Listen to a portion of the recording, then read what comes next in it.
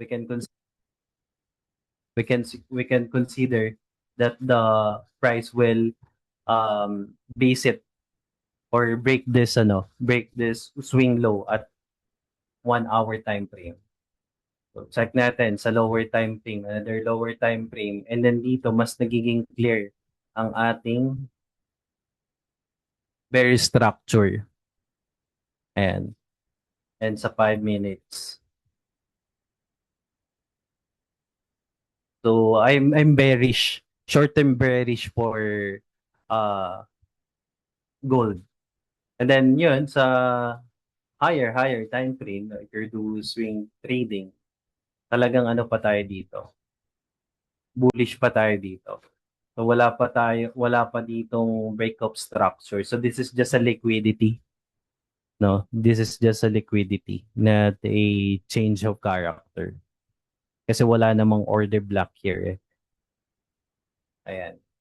So guys, you can ask anything no related to technical before we proceed with our topic Yes, please. tonight. Oo, mga kapatid, if you have questions sa technical analysis or anything na related dito, please do so. Please feel free na mag-chat sa ating chat box. Yan. So if you will position here, of course, ako as a SMC user, I always wait for the order block and FBG to be mitigated. And then ano yung mga target mo diyan na for your take profit. Of course, you will look on the previous price. Ano yung possible balikan or liquidate ng market? Ito. Ayan. This is your point of interest. And itong level na yan. Hanggang doon sa ating swing low ng 4 hours. Yan. So, hanggang dyan. So, kung makikita nyo dito, no? Kung makikita nyo, merong order block, very bullish order block in this area. So, talagang babalikan siya. Imimitigate to ng price. So, that's the the short term price movement of gold on my analysis. I'm not saying na it's 100% accurate, no? So walang ganon. Walang 100% accurate. So that's based on how I read the the price lang. Ayan. Brother, merong question si Sir Kim J. Diaz. How to identify order block? Right.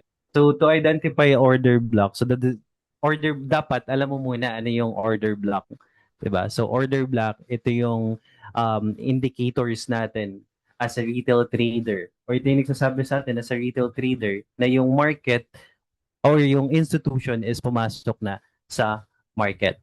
And then sasabayan natin sila as a retail trader. So ito, we identify it from the previous candlestick.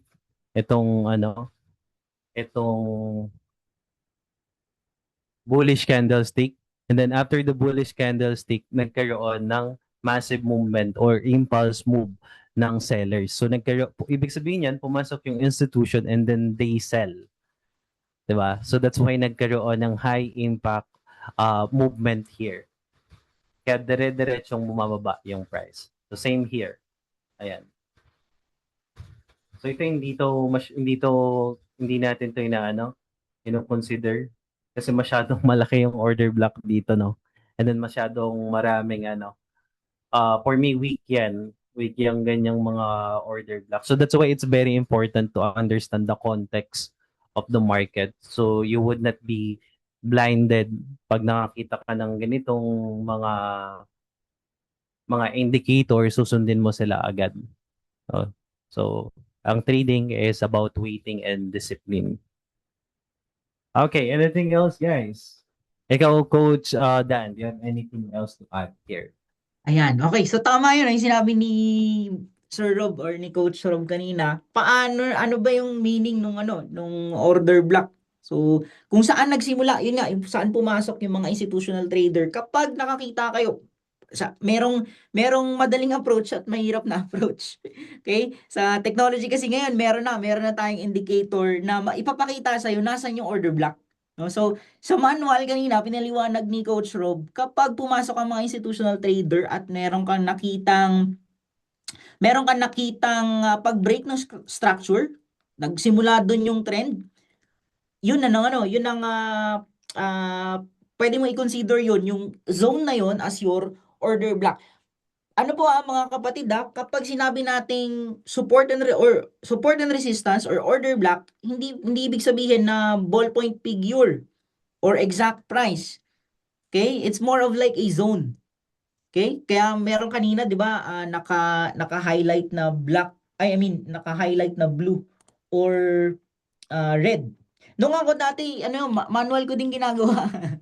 Yung tinahanap ko yung kung saan nagsimula yung trend, saan yung na-break na zone. But ang ginagamit ko na ngayon, Coach Rob, is the indicator Lux Algo.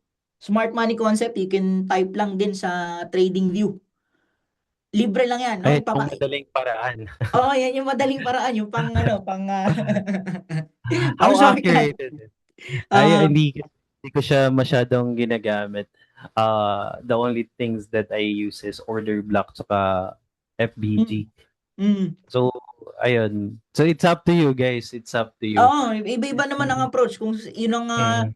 yun nga lang kasi talaga sa tama yung sinabi ni Coach Rob kanina na importante pa rin na meron, alam mo yung context, Alam alam mo mo siya. yung, oo, Before ka mag-automated indicator, alam mo, mm, di ba? oo. But still, the result for Maiintindihan mo me, siya. I think the result sa akin, ano rin naman, Is same, resulting. oo. The result is resulting. Ayan, any more question pa? Patiin lang din natin, Sir Coach Rob, yung mga bagong pasok. May mga nadagdag na bagong pumasok si Ma'am or Sir Justin Ando. Ma'am Kiel Ocampo, of course. Sino bang makakalimot kay Ma'am Kiel? Isang expert. Yeah, of course. Zoom attendees. Oo, si Expert Ma na yan eh. si Ma'am Rhea Luna Panugan. Ayan. Ma'am Cheryl Camarillo. Okay, welcome ma'am. Sino pa? Si Sir Michael Raimundo. Raymond. Sir Michael, magandang gabi po. Ayan, any more questions sa ating market ngayon? Please type 1 kung okay na. Walang question. Please type 1 sa ating comment section if okay to proceed. Ayan, 1 si Sir Elmer. So, ayun, share ko lang din. If you guys waiting for or want to enter no for a sell position here, since yun nga, ang ating structure is currently, no? Medyo magulo this week ang gold eh. Have Mm, you, no? true. Yeah. So, ayun, ang lalaki ng rejection nila. But yun yeah, if you want to enter for sell position, so we can consider this as a liquidity. And then if that's valid liquidity on this area, you can see a bearish order block. No, you can wait bearish order block in the FVG here. Tapos wait nyo lang to mitigate before to enter. Ayan. Okay. So I think we're good with our technical analysis, Coach Dan. Alright, kung wala nang question, sige, proceed na tayo, Sir Rob, Coach Rob, sa ating main agenda. Okay, so unahan ko na, Coach Rob. Question lang sa mga kasama natin dito. No right or wrong answer, pero kung tama yung sagot, meron tayong pa-GCash. Ayan, si Coach Rob, sponsored by Okay, sige. For 500 pesos pang Jollibee or pang kape dahil ngayon malamig, no? Speaking of Uh, malamig, ingat po sa mga kababayan natin na possible madaanan ng bagyo, no? Ingat po sa mga kasama natin dito. Okay, for 500 pesos, bakit kaya kino-considered ang dollar as the world's reserve currency? Or bakit bida ang dollar sa atin? sa ating industriya sa forex trading? Anyone sa mga nakakaalam for 500 pesos GCash? Pagandaan ng sagot dapat yung madamdamin. Oh. Universal Universal currency. currency. Okay, universal currency. It's the currency po kasi ang world largest economy. Okay, tama. Tama naman. Ng largest economy. Okay, bakit kaya siya kinonsidered as world's reserve currency? Alam ko pag Google yung sagot ha. Alright. Any more? Sabi ni Sir Michael Raymond Vallejo, universal currency. Guys, alin na kayo. Minsan lang magpa 500 pesos si Sir Dan. 500 nga agad. O. Kung ako yan, 5 pesos muna. No? Incremental, no? Incremental. It's the currency po 500 agad kasi. eh. Oo. Malalaman mo paldo eh. Paldo. Paldo or paldon? Yan yung mga biruan dati, paldon. Ayan, wala. Any wild guess? Ayan, pinaka-stable po sa lahat ng currency. Okay. Okay, all countries ginagamit siya even while traveling siya halos nagiging basis. Okay, tama naman. Okay. Sabi Madaming ni yung gumagamit, trader at Okay. mga bangko.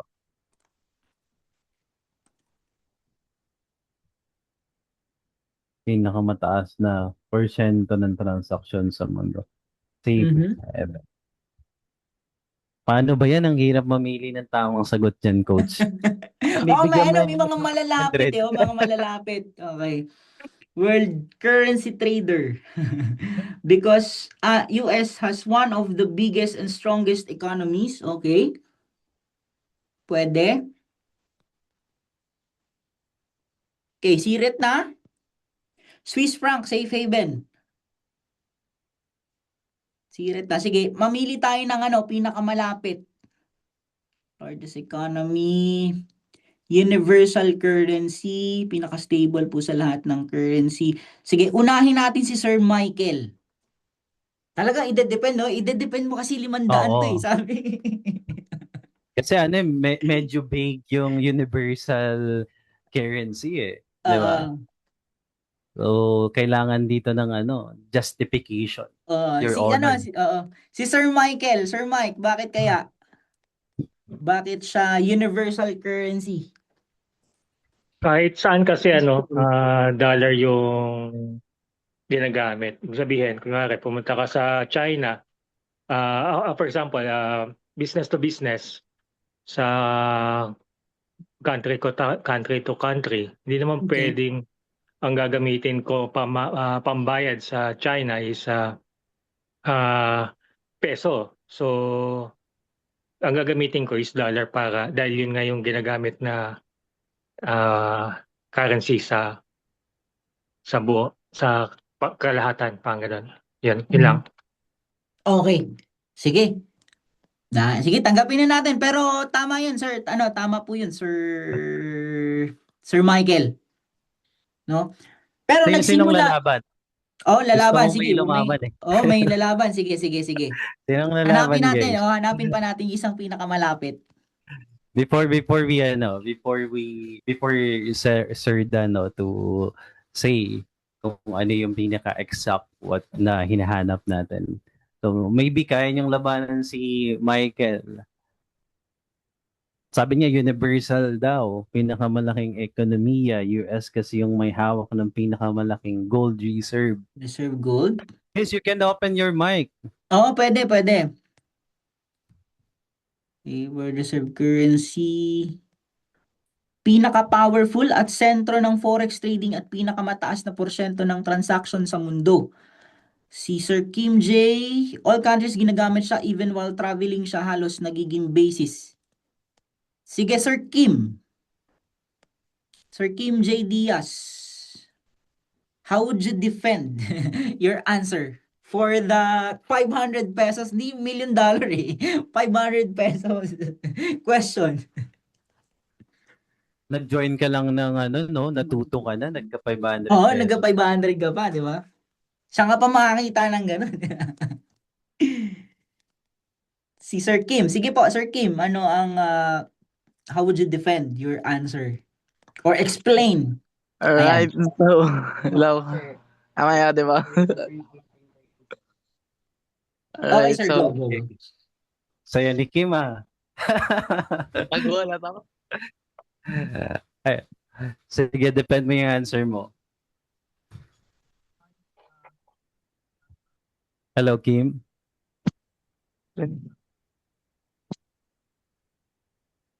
Hello, rinig ba ako? Rinig, Yes. brother. So, para sa akin kasi nasa US ang pinakamalaking world trader or stock market center, and also kahit magta-travel ka, magagamit, parang halos kilala sa buong bansa ang dollar. Like specifically, may mga currency tayo na hindi alam, pero pagdating sa dollar talagang mas mabilis tayo makakapaggawa ng transactions gamit yung dollar. Kasi kung iisipin mo, halimbawa, yung yen, hindi naman siya halos kilala sa lahat ng part ng mundo, pero when it comes to dollar, talagang mas mabilis na basis yung dollar sa paggawa ng transaction. Yun lang. Okay. Alright, Okay. so parang same answer, different explanation. Okay.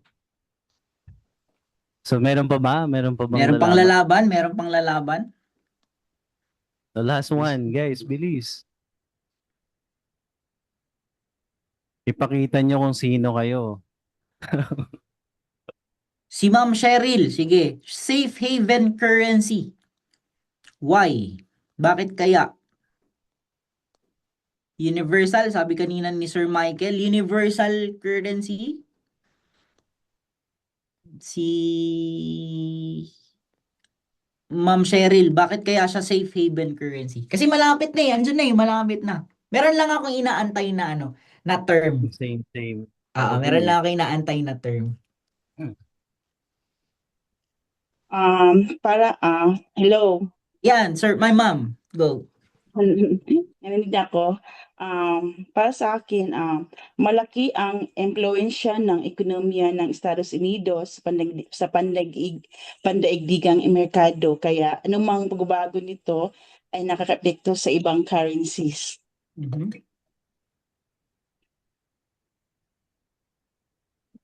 Okay, tama yun, no? Ano pa?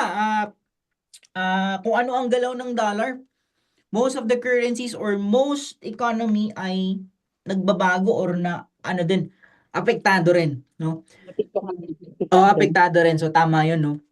But ang pinaka inaantay kong sagot, inaantay naming sagot, okay? Bakit siya ginawa or paano nagsimula na ang US dollar is the world's reserve currency? Bakit? Kasi nagsimula yan taong 1944. Talagang may ano pa, no? Meron pang history. But theory pa eh. Oo. Nagsimula yan noong 1944. Okay? Ang tawag dyan is the Bretton Woods System. Okay?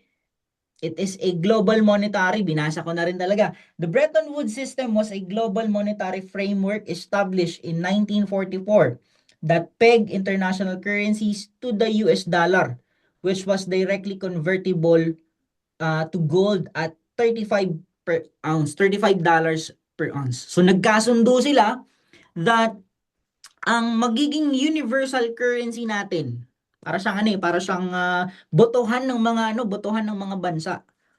Okay? That finally we are gonna set one specific currency na gagamitin natin pang trade. Okay?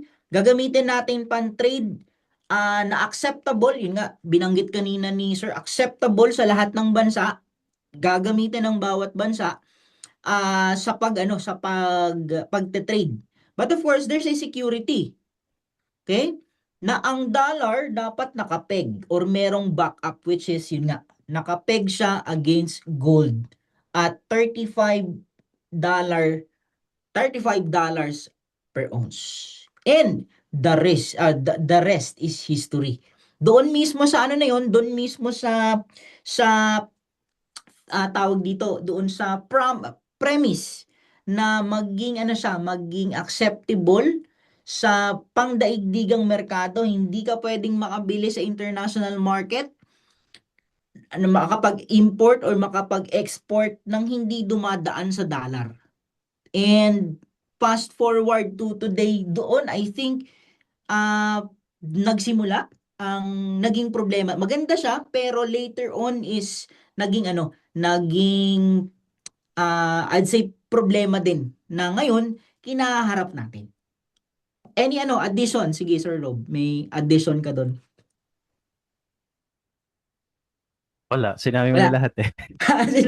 But anyways, yeah, no? So ako, what I'm waiting na pinaka-strong answer, no? So actually, tama naman yung mga sinabi niyo eh. But bakit ba yung dollar nga, 'di ba, yung major currency or dominant currency sa economics? Yun, because everyone using it. So syempre, kung lahat gumagamit, anong nangyayari doon sa isang bagay na yon? Tumataas yung value niya. 'Di ba? So most trusted siya globally. So that's why siya yung naging major currency. Kasi most trusted globally. Ayun lang. And yun, hanggang ngayon pa rin naman, still, trusted pa rin yan ng bawat bansa. And yun nga, sabi nga natin kanina, dun mismo sa term na trusted, doon nagsimula or yun na yung nagiging problem natin, which is later on i-discuss natin. Naumpisahan ko sabi nga natin, madadamay ang gold, no? Madadamay ang gold.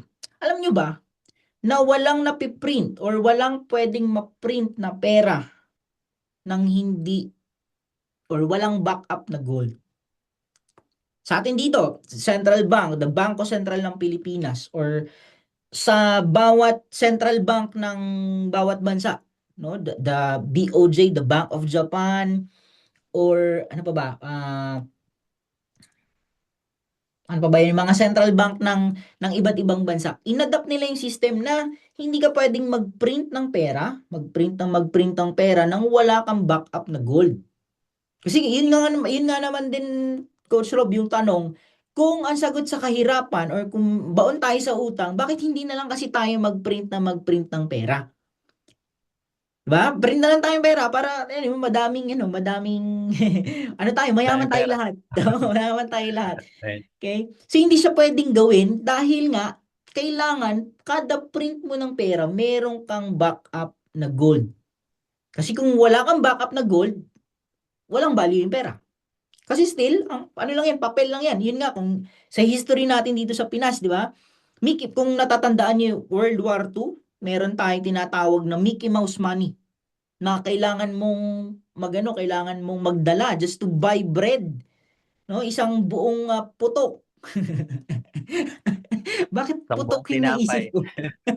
Pwede namang yung Queen Aman, di ba? Pero putok, di ba? Pinoy na Pinoy, kababayan na tinapay. Kailangan mong magdala ng bayong-bayong na pera para lang makabili nun. Kasi nga, wala halos value dahil nga Mickey Mouse money para lang siyang play money. Kaya bago ka makapag-print ng isang ng dollar or ng peso, kailangan meron kang backup na gold. And yun nga, nabanggit natin kanina na since 1944, inadapt nila yung system na ganun. Okay? Na per dollar or per ang katumbas nun is yun nga, $35 per ounce. Kung makapag-print ka ng pera na worth $35, ang katumbas nun is 1 ounce ng gold, no? So ganun yung sistema, pero pagdating ng 1971, okay, 1977 sa panahon ni Nixon, okay? Dahil nga nagsimula yan nung Vietnam War, 'di ba? Vietnam War. So ang mga Amerikano, dahil nga mahilig sila makisawsaw sa gulo, So, yan na, pumutok yung Vietnam War. So, yung spending ng Amerika dun sa war na yun, talagang grabe, talagang halos ibuhos nila yung yaman doon. So, ngayon, yung mga bansa, may ano na ngayon, nagtataka na or ibig sabihin na kino-question na. Lalo kung pwede nyo i-search, si France, no? Yung bansang France. So, ang sabi ni France, hindi ako naniniwala na ang dollar ay meron pa ring backup na gold. Okay? So, sige nga, kung talagang meron pa ring halaga yung dollar na yan. Yung dollar ko, ipagpapalit ko sa gold, sa physical gold. As a matter of fact, pinadala nila yung Navy mismo doon sa coastline ng US para lang escortan nga yung yung mga gold. So doon nagsimula na i-depeg nila na pag magpiprint tayo ng pera, para wala nang masyadong sagabal, okay. Print na lang tayo ng print ng pera nang wala ng backup na gold. And yan ang problema o dyan pumutok o dyan nagsimula yung problem ng pera or ng dollar ngayon. Coach Rob. Alright. So, when it comes to history, no, mas magaling ka sa akin dyan. But, on a practical basis, no, kailangan talagang, yun nga, like what Coach Dan said, kailangan, kung magkano yung gold mo, ganun din yung pera mo. Kasi yung gold that's the reserve. Ibig sabihin, pag nawala ng value, yung pera mo, yung actual, yung Philippine peso, Philippine money natin, no? Yung dollar, yung gold ang sasalo sa atin. That's why it's very important. And then maybe that's the the reason of the dollarization. Kasi some of countries don't believe US has their gold reserve dahil nga yun nga masyado silang agresibo, 'di ba? And as we all know,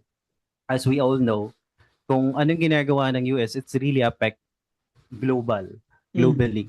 Yung sa war, 'di ba? So even tayo sa Philippines, if you guys parang feeling nyo okay lang yun, hindi yan okay. 'Di ba? Kung mapapansin nyo, sobrang taas ng gas nung mga panahon na yon. So, with that, no, we're going to jump to our topic today, the dollarization. So, ano nga ba yung the dollarization, Coach Dan? Anong ibig sabihin nun? De-dollarization, ibig sabihin, hindi na sila gagamit ng dollar. They're gonna deviate from using dollar as the standard, monetary system. Alright, so yun, na hindi na sila gagamit ng dollar or some of the biggest country like Russia, China, the other countries that they are thinking na, yun nga, wag gumamit ng dollar. So ano ba yung mga reason why? So unang-una dyan, so iyaano lang natin, i-base natin sa current situation. Unang-una, yung war. 'Di ba? So may effect 'yun eh. Kasi every decision, since nga naka-base tayo sa value ng dollar, every decision ng US naapektuhan yung currency mo or naapektuhan yung local economic mo. 'Di ba? So that's why some of the countries, they are thinking to de-dollarization. Ayun. So that's one of the reason ng de-dollarization. So ano pa aside from that, Coach Dan? Yan, because nga, palaaway sila, sali sila ng sali sa war. Una, dagdag na reason why. Kasi nga, maraming bansa ang naniniwala. Ano yun? Ayan, suyo. Na, di ba, ang sabi natin that the dollar is acceptable, talagang trusted ng Nation, global. globally, trusted globally. But right now, sa nangyayari ngayon is hindi na siya ganun ka-attractive. No, though hindi natin masasabi na totally, but still I would say nabawasan yung confidence ng mga bansa, no? So maano ko lang, mabanggit ko lang ibig sabihin ng confidence kasi nga naalala nyo yung kaya ba, 2010 tsunami sa Japan? Yung as in na wash out yung buong ano nila, yung nuclear power plant nila na wash out, halos yung buong bansa nila is talagang devastated. 'Di ba? Kung sa atin nangyari yun hanggang ngayon, ramdam pa rin natin yung epekto kung sakali, no? Pero Fukushima. Ang nakakapagtaka, hindi ba kayo nagtataka bakit ang bilis nilang makabangon? Bakit? Kasi ang pera ng Japan, wala sa Japan. Ang pera nila, nakadalar. Through bonds. Government bonds or through debt or utang. And speaking of utang, ang utang ng US ngayon is around $40 trillion. Yun na, $40 trillion. And ano ba yung ibig sabihin ba nun, nagpautang, kaliwaan ba yon? Ang utang is ini-issue nila through bonds or government. Meron din dito government bonds eh. No? So sa atin ito, kagaya ng binanggit ni Coach Rob kanina, ang utang ng US sa atin through bonds is 6 trillion pesos or 104 billion dollars. And speaking of which, utang, nung pumutok ang 2008 financial crisis, nabalitaan nyo ba yun? Housing bubble. Nung 2008, naalala ko nun, grade 5. No? Ano pa yung Coach Di pa Rob eh? ako pinapanganak nun eh. Grabe ka naman, para mo namang sinabi. Baka, para po sa kaalaman ng lahat, kuya ko po, si Coach Rob. Ikaw ang kuya dito, Coach Rob. Kidding aside, 2008, nung pumutok ang housing bubble kung saan pati yung mga malalaking bangko like Lehman Brothers nag-collapse. Naalala ko nun, Coach, sa sobrang apektado natin nun, pumipila tayo ng bigas. Yung as in rasyon na bigas. NFA, ang bigas nun is around 25 pesos. So ganun kalaki yung ganun kalawak yung epekto ng financial crisis sa US. So ang ginawa nila para hindi mabankrupt yung buong o maraming bangko na mag-collapse, ginawa nila, they printed money. Sabi nga natin kanina, dati, bago ka makapag-print, kailangan mo ng gold. Pero ngayon, noong 2008, they just printed money para i-save yung ibang mga banks, to bail out yung mga banks. And, yun nga, I think, yun ang isa sa mga kinukonsider ng mga bansa ngayon na, okay, ang dollar ngayon is hindi na safe, hindi man natin masabi na automatic magko-collapse yan ng isang snap, but we will get there. Papunta tayo doon, and yun nga, ang naging effect is de-dollarization. Another reason, Coach Rob. Another reason for the de-dollarization. So we are jumping to technical era or technology era. So every one of you guys, I believe you are familiar with cryptocurrency. Diba? So pag sinabi kasi natin de-dollarization, diba? Pamute lang po ako, mga ma'am. Pasuyo lang po para wala tayong Okay. So yun, pag sinabi natin de-dollarization, yun nga, tatanggalin mo na yung isang currency, di ba? Which is yung major currency, dollar. So kung tatanggalin mo yan, anong gagamitin mo? Di ba? So historically, what we use is gold, di ba? And then nagkakaroon nga ng confidence like what Coach Dan said earlier. Nagkakaroon ng confidence yung mga ibang bansa kasi they know na mas malaki pa pala yung natin diyan, tawag dito, gold reserve compare sa dollar, 'di ba? So that's why they have in mind na mag-de-dollarization kasi yun nga marireduce yung independence nila with the dollar. So kung ano yung nangyayari sa US, hindi sila ganun maapektuhan kung onti lang yung dependency nila sa US, and also yung transaction fee, no, malolower din yon if they going to use local currency. And then yun, going back, so another factor is nakikita natin yung ibang, actually we experience it na eh, 'di ba? Even here sa Philippines, ka hindi pa ganun ka-open, pero nakikita nyo na ino-open na, 'di Mm. ba? So yan sa mga news, nakikita nyo na ini-introduce na yung blockchain. So blockchain technology, this is the crypto, no? Mm. So crypto is one of our future. So before, ang future currency natin or ang currency lang natin is dollar at saka gold. Then nung pumasok na yung blockchain technology, so naging tatlo na yung naglalaban na maging major currency, Mm. gold, dollar, and crypto. And then ako on my perspective, naniniwala ako na eventually digital money na yung gagamitin natin. Mm. So bakit? Because mas convenient. And then if you experience to travel abroad, if you have crypto or if you have a digital wallet or even your credit card, that's digital currency. Diba? Mm. Nagagamit mo siya sa ibang bansa. Hindi mo kailangan magpapalit ng physical. 'Di ba? Dati pag nasa mag-ibang bansa ka, pipila ka sa airport for money exchange. Kasi may Mm. hirapan ka magpapalit doon pagdating mo sa ibang bansa. Di mo alam kung meron bang palitan, something like that, or malaki ba yung palitan. So ngayon, you can only use your phone, no? Mm. Tama. Purchase anything that you want to other country. So that's one reason kung bakit nagkakaroon ng de-dollarization. So for now, hindi natin siya nakikita. And then if yun nga, kanina, di ba, we do technical analysis to gold.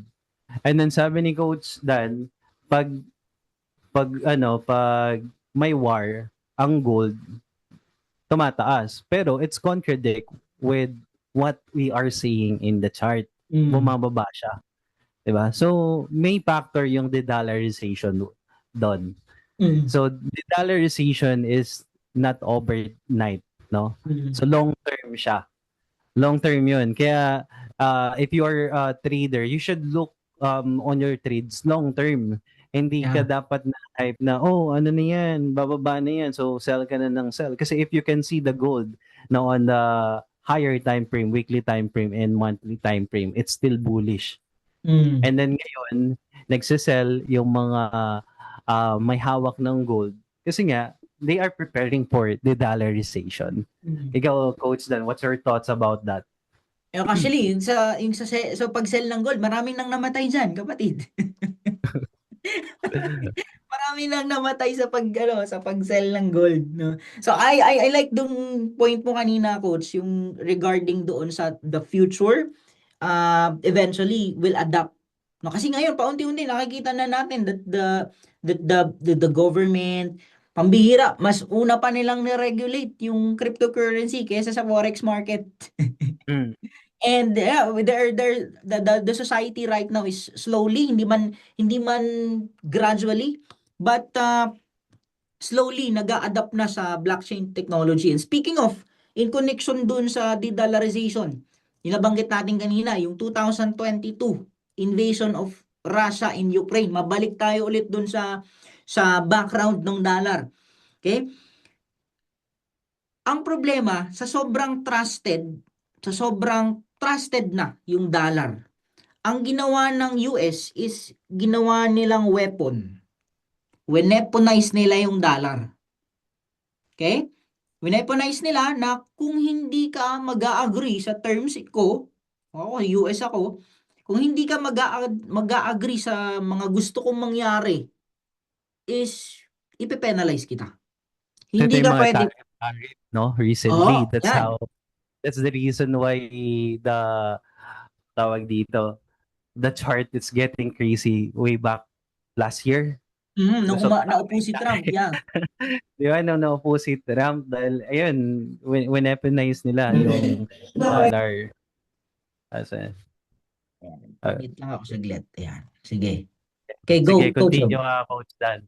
Yun lang, yun, I just want to, ano lang, to share lang na yun nga last year because of the tariff no nagkaroon ng geopolitical war between China and US and between US to other countries kasi nga US is trying to dominate or to manipulate yung kapitbahay nila. 'Di Mm. ba? Which is dapat nagsusupport lang 'yan eh. Mm. Nagsusuportahan lang yung mga magkakapitbahay na bansa. But US wanted to really dominate the world.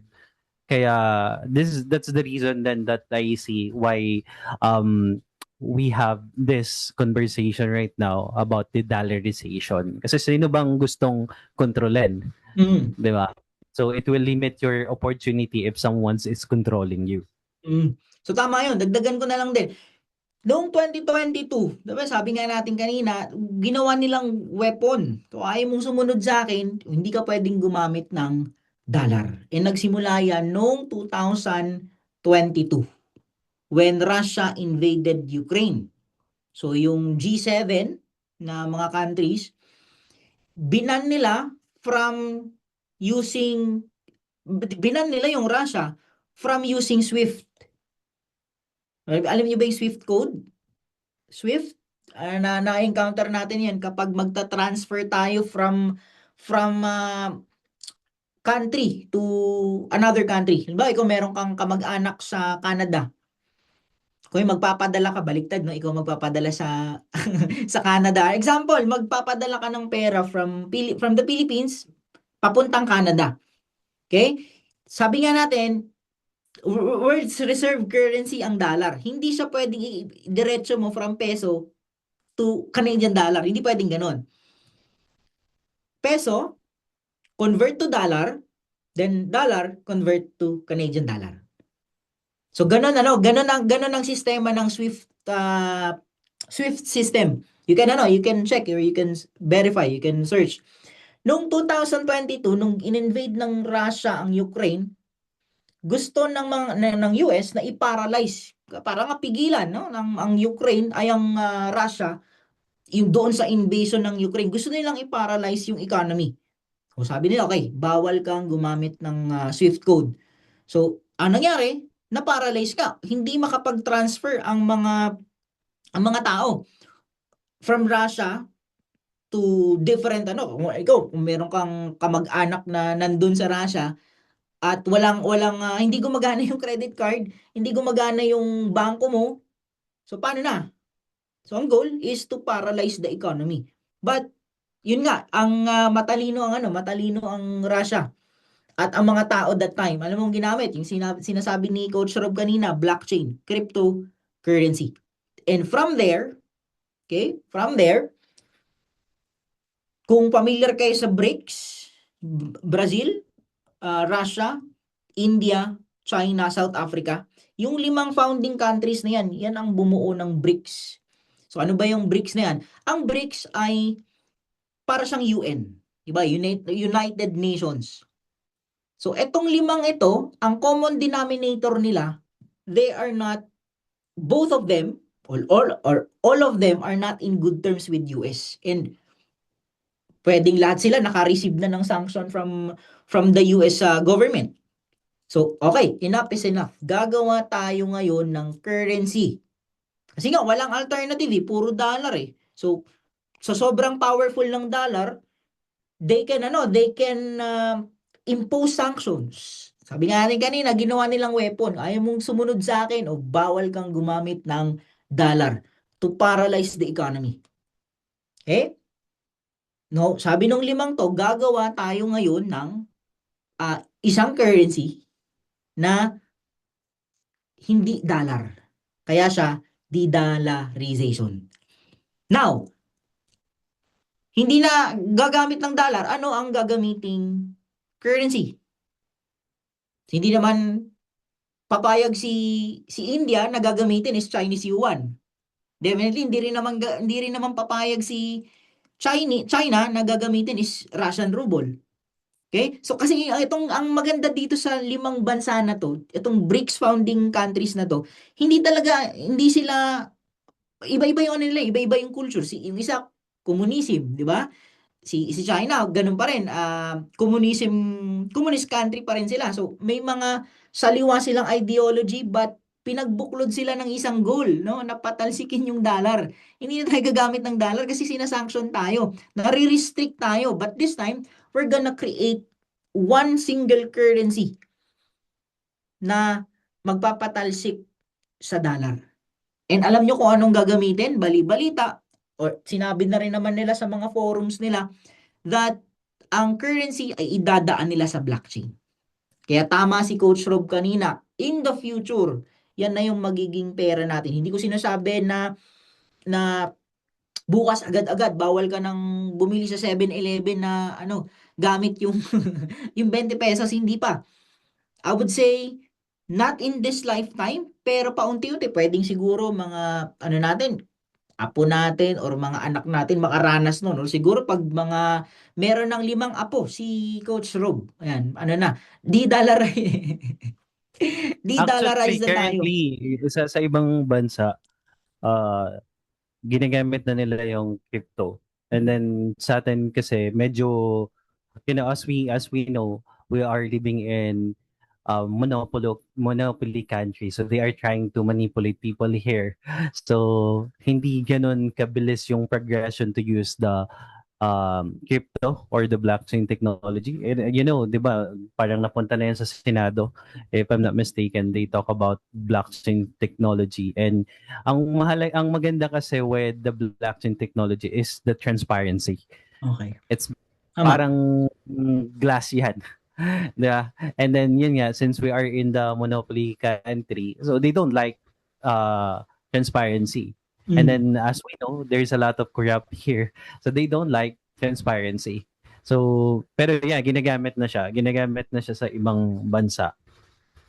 Sa atin, for me, matuturing na natin na yung GCash natin, yung mga ganyan. So it's somehow similar to blockchain technology, pero local lang. Dito lang natin siya nagagamit. Ayun. Yeah, one thing na to add dun sa blockchain, it is hindi siya ayun ang goal niyan is hindi na ma-restrict yung monetary system kasi ang monetary system natin nga centralized. Kung narinig niyo na yung centralized at decentralized. Pag sinabi mong centralized monetary system, ayun yung bangko.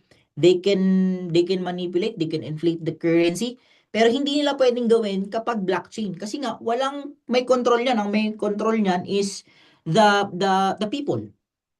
Okay? Walang isang authority na magsasabi, i-inflate natin yung ganitong currency. Wala. So, I would say, yun nga, tama si Coach Rob na in the future, yun na yung magiging gamit natin. And one thing, na i-add natin dun sa, tuloy natin yung kwento ng BRICS, de-dollarize sila, hindi na sila gagamit ng dollar. And nasabi natin kanina that ang economy ng US ay papunta na sa pag-collapse. Dahil nga yung pera nila wala ng value. Meron lang value yan dahil still ang mga tao ay gumagamit pa rin ng dollar. Okay? Pero the moment na ang lahat ng bansa ay hindi na gumamit ng dollar at 100% mag-de-dollarize na, I tell you, magko-collapse ang economy ng US. And ayokong basagin yung mga ninyo, pero hindi ko rin kayo tinatakot kapag nangyari ang de-dollarization, malaking gulo. Malaking gulo ang mangyayari sa buong mundo. Kasi nga, most powerful, yung kanina, may nagsabi kanina, the most powerful country, US. Sa tingin nyo ba, hahayaan ng US na mag-collapse ang economy nila? Definitely not. And alam niya ni Trump, in relation dun sa binanggit ni Coach Rob kanina, yung tariff. Kasi nga, Trump knows that the moment countries around the world deviates from using dollar, magko-collapse yung economy nila. Kaya, ang ginawa niya, bargaining chip niya ngayon tong tariff. Di ba? And even sa atin sa Pilipinas, hindi tayo nakaligtas. Meron tayong 18% from 25 or from 20%, ginawa niyang 18%. Sabi niya kay Bongbong or kay BBM, he is a good negotiator. Pambira, 2%. Good negotiator daw. No? So yun yung naging ano niya, naging bargaining chip niya. O ayaw mong sumunod, hindi mo gustong gamitin ang dollar, okay, bibigyan kita ng tariff.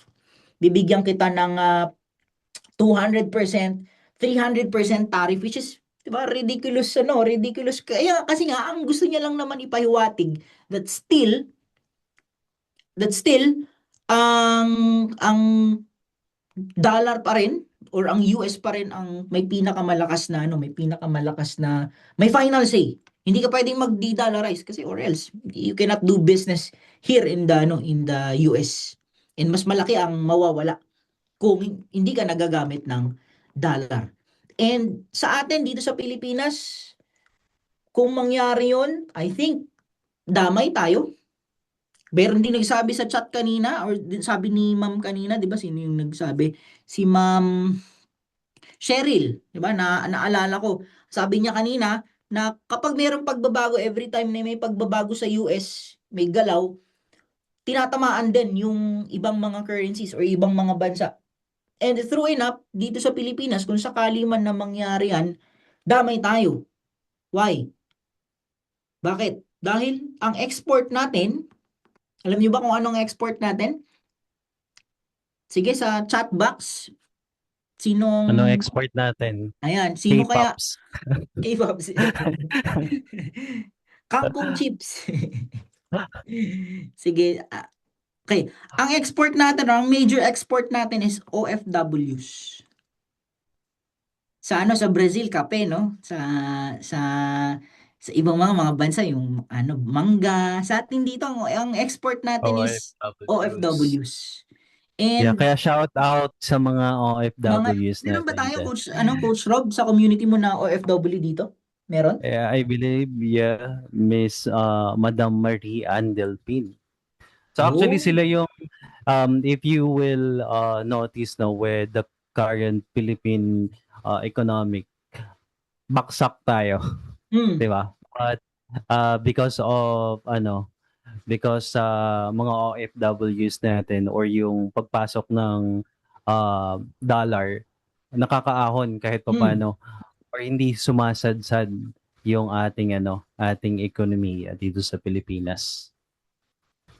And tama yun. Kaya nga, Coach Rob, dapat nating pasalamatan, saluduhan si Ma'am Marie Delphin. Ayan. Sige, shout out. Okay lang po ba lahat bilang pagpupugay kay Ma'am Marie or sa lahat ng OFWs? Can you press heart doon sa ating reaction button?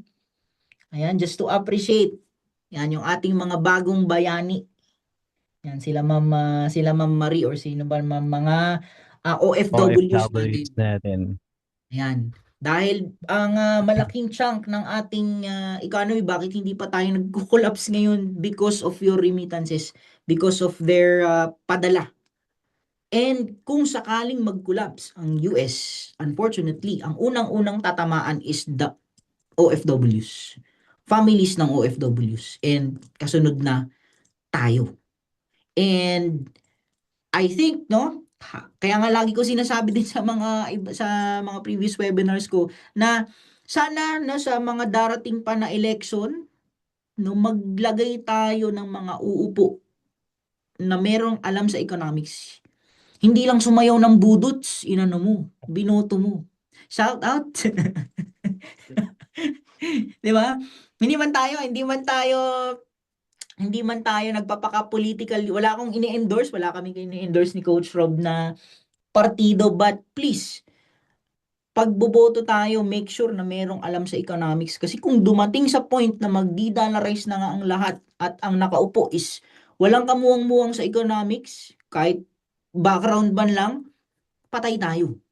Sama-sama tayong pupulutin sa kangkungan. Di ba? Yeah. Actually, dapat di tayo mahirap because we're living in poor season ba? Poor season tayo, di ba? Yes, oo. So, mayaman tayo sa agriculture but Pabor yun nga, na pabor, since walang alam sa economics, hindi tayo nag-grow or they're trying to manipulate. Like, instead of um, tayo yung nagbebenta, tayo yung bumibili. And then yun, doon nag-a-affect, no? Nag-a-affect doon yung ating dollar.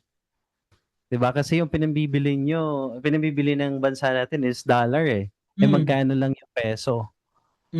So that's why it's very important na maalam talaga sa economics yung mga leaders natin. No, so we're using this platform, guys, not to, to put worries, but to help you to be enlightened with the things that you have to know. Kasi dito, and then this is the reason then why Philippine government don't teach us a financial literacy. Yeah. Because we will be aware with how economics work. Kasi, of course, financial is related to economics.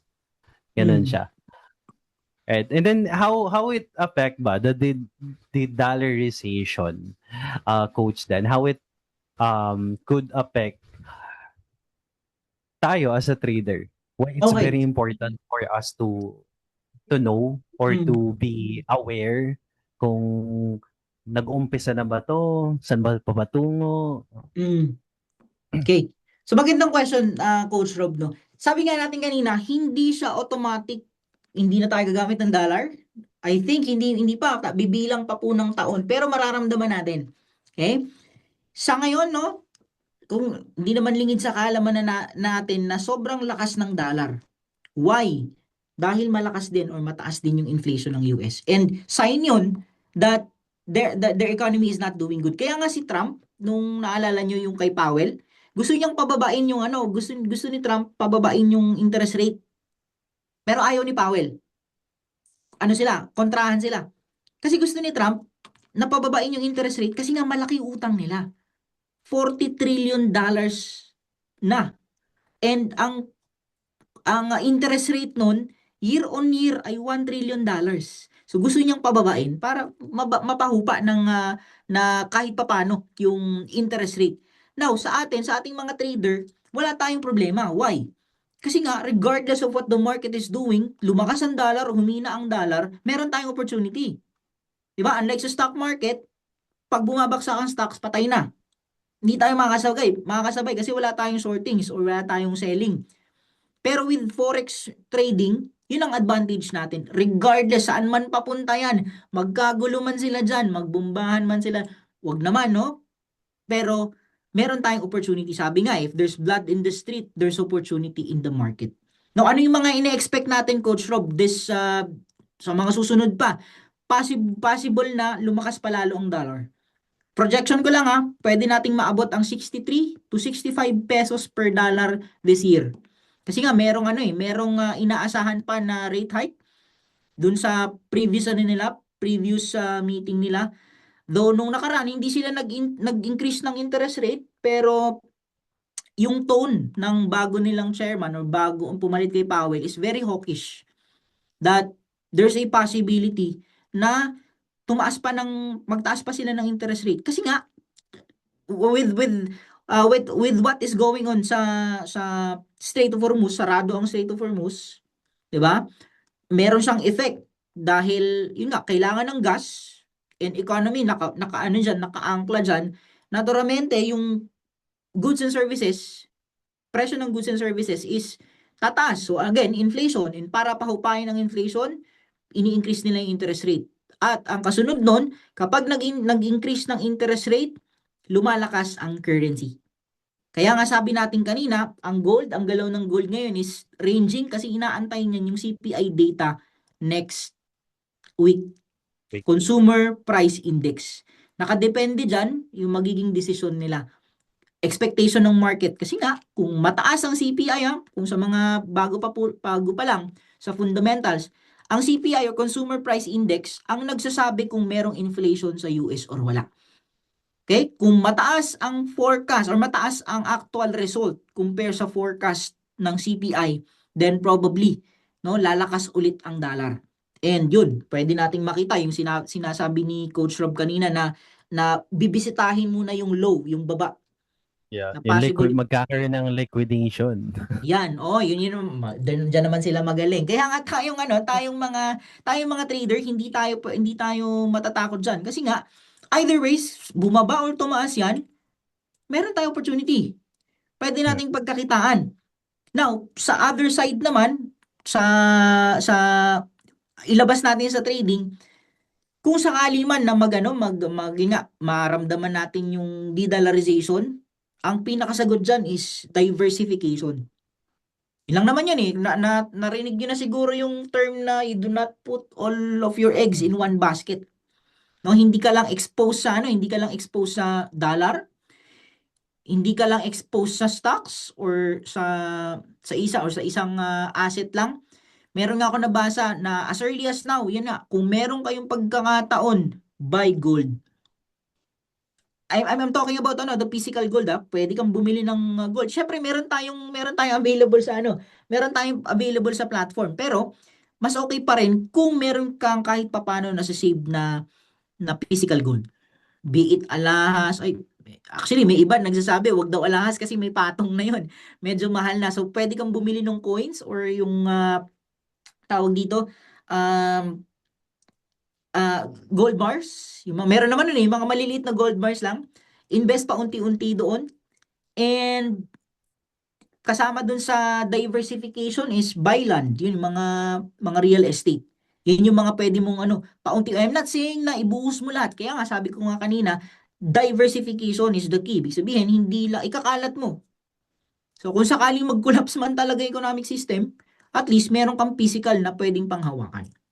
And I think that's how we should, or I think tips how we should approach this de-dollarization. Hindi tayo matatakot kasi trader tayo either ways. Saan Yeah. pumunta yan? Pero opportunity.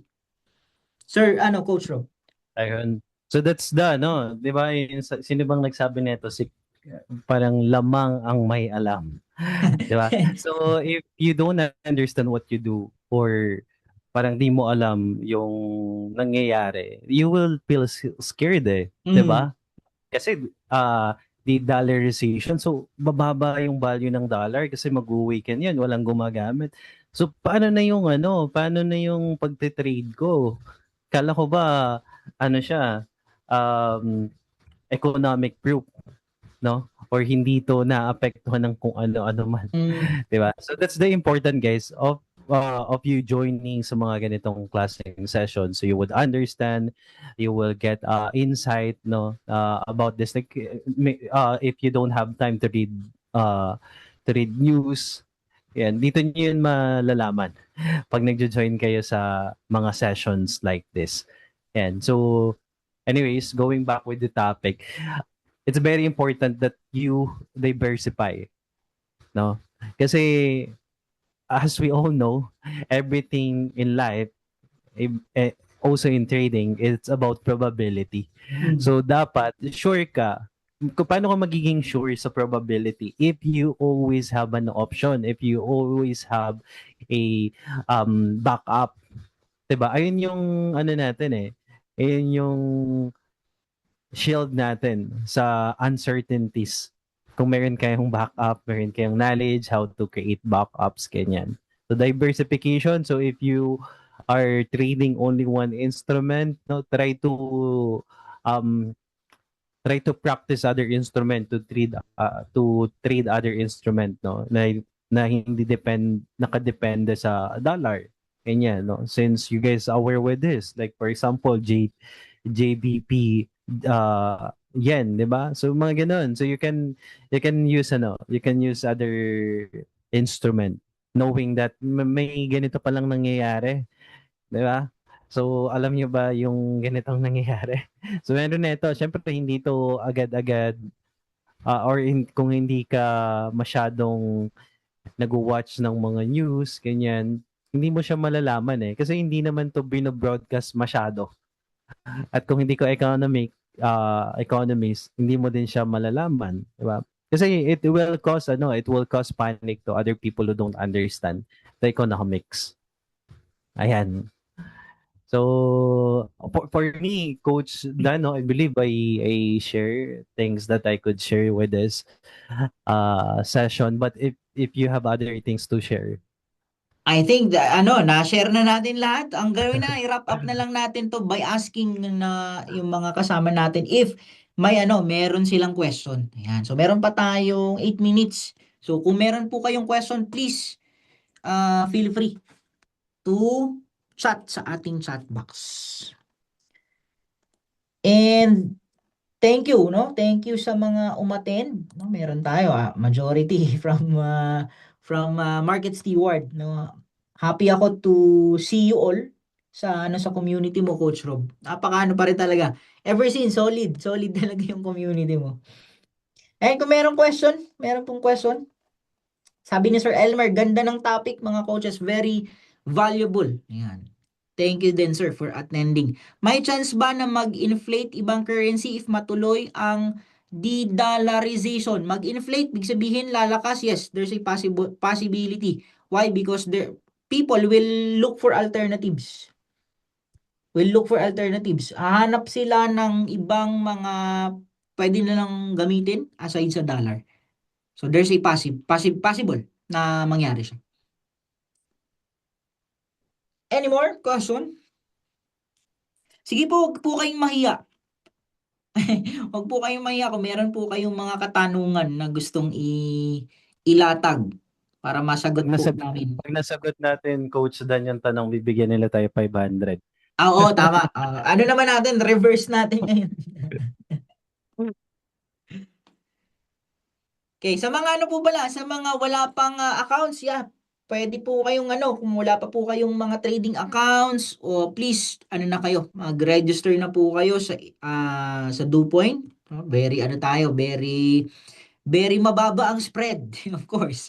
Mababa ang spread. Ang spread natin dito sa DoPoint for gold is only 2.5. And ang for currency is 1.25.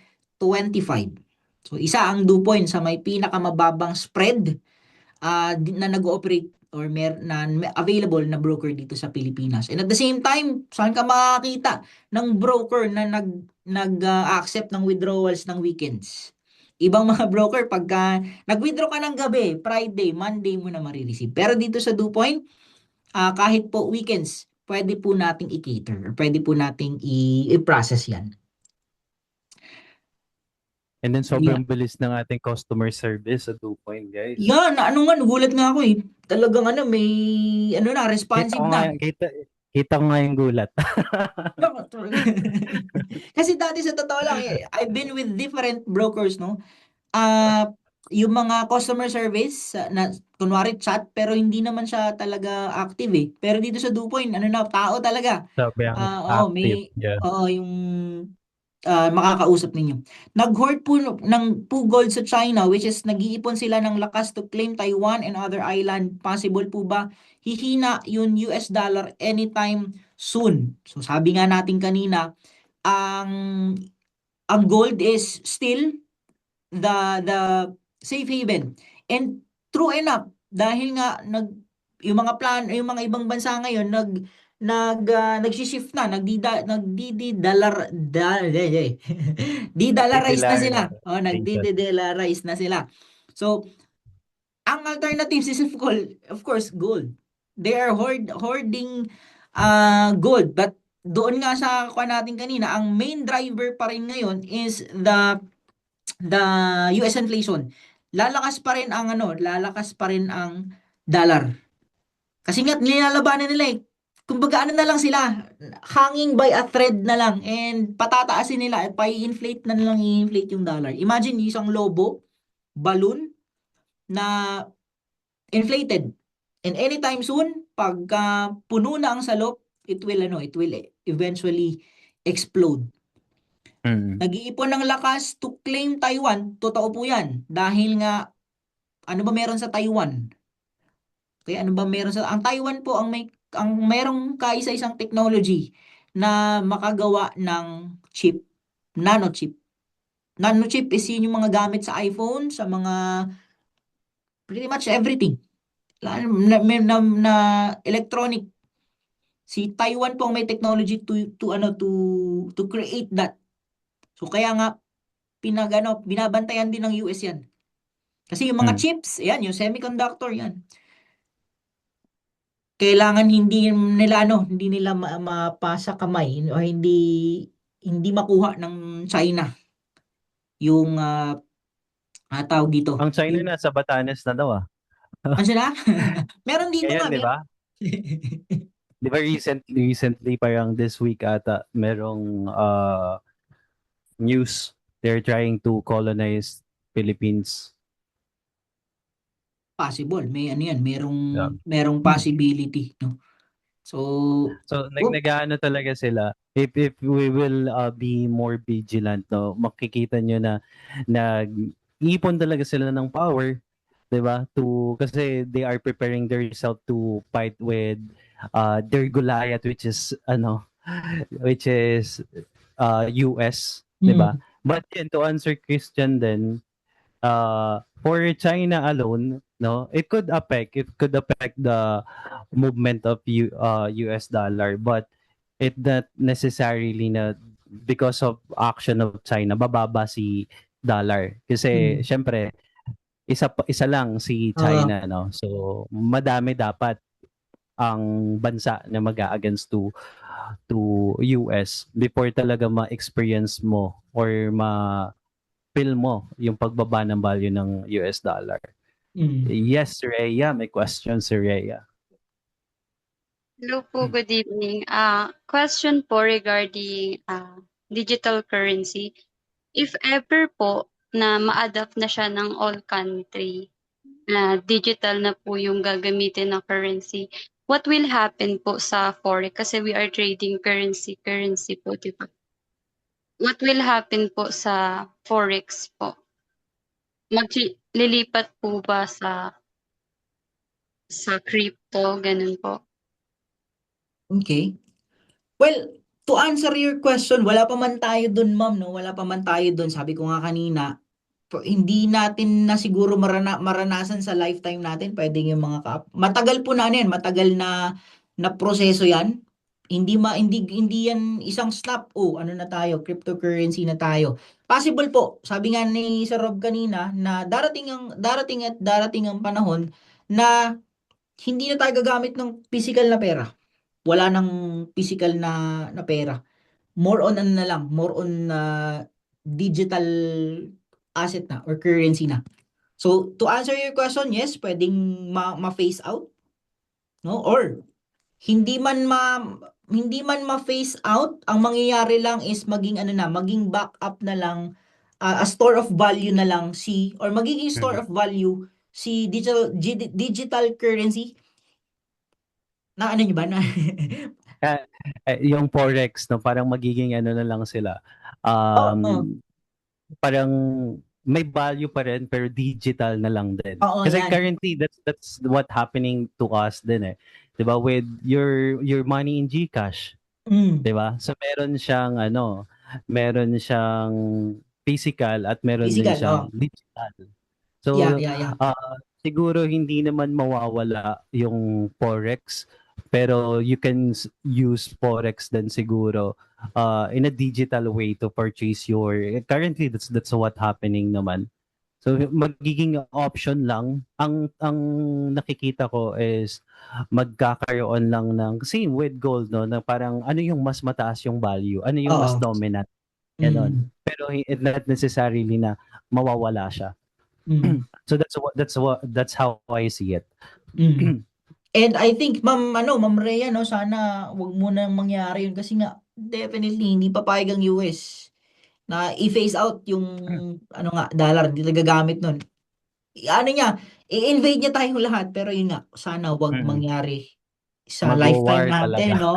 Magulong ano yan. Yeah, thank you so ma'am Mag-war sa sila. question. Many more question po?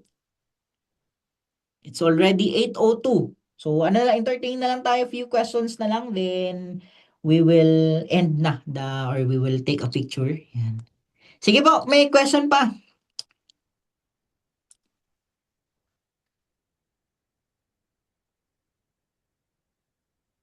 Wala nang question. Okay, kung wala nang question, sige po, i-plug ko lang, Coach Rob, yung ating regular webinar every Tuesday. Sponsored, of course, ng DoPoint. Libreng, Forex 101 sa mga newbies at mga gustong matuto. Magsimula sa Forex trading, background ng Forex, Forex 1026, 101, Introduction to Forex Trading, every Tuesday, 6 p.m. Then, on Thursday, meron tayo, or every Thursday, meron tayong Forex 102 platform navigation.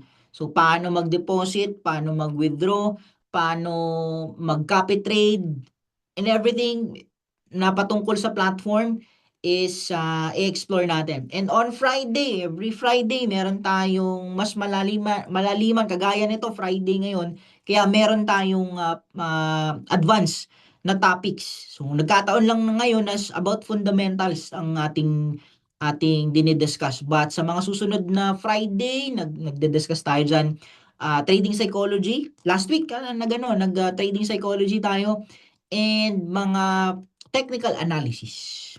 So, yun lang naman sa part ng DoPoint. And Sir Coach Rob. Ayun lang. Guys, use DoPoint. No? So as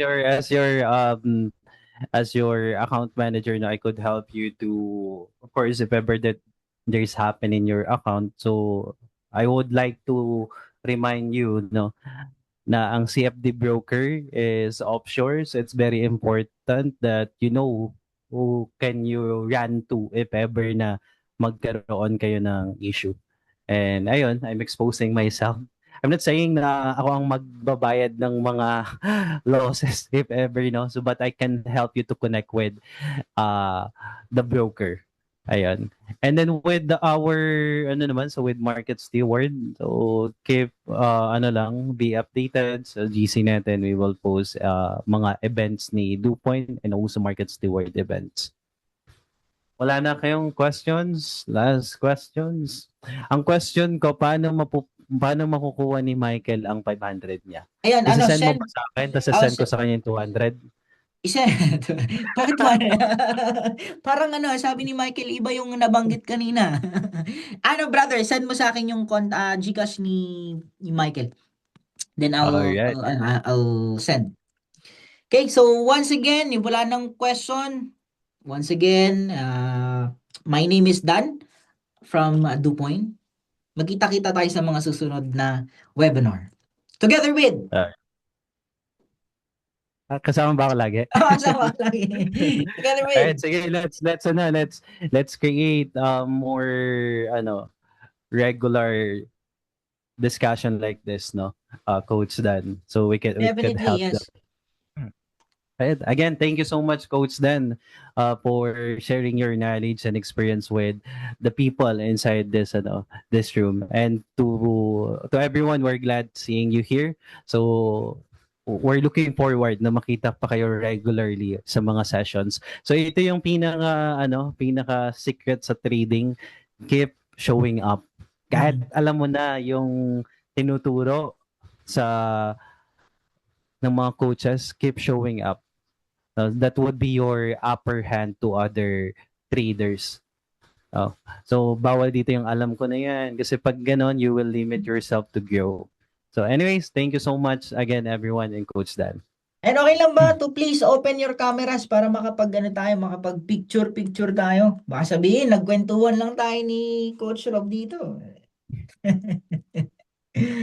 Ayan, sige po. Baguhin ko lang yung aking... Ayan. Okay. Sige, paano po? Pakita po ko ng smile na pumaldo. Yan. Pumaldo sa trading. Okay, 1, 2, 3, smile. Isa pa po, 1, 2, 3, smile. Ayan. Once again, maraming pong salamat sa pag-attend. Magkita-kita po tayo sa mga susunod na webinar. Bye-bye po. Thank you. Thank you, Brother Rob. Thank you, everyone.